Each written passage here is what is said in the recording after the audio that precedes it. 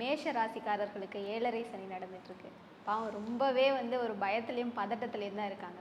ஏன் அவங்களுக்கு இந்த நிலைமை? பயத்தில் பதட்டத்தில் அவங்களாம் நல்ல அடி அடி வாங்கிட்டு இருக்காங்க. ஆமாம்.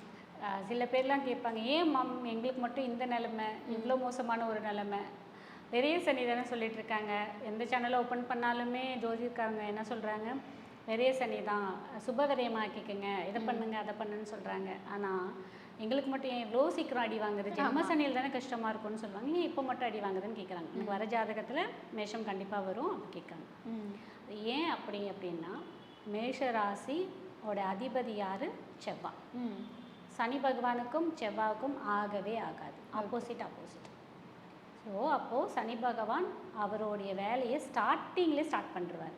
ஏன்னா மேஷ ராசி கால புருஷ தத்துவ பிரகாரம் நமக்கு முதல் ராசியாக சொல்லப்படுது.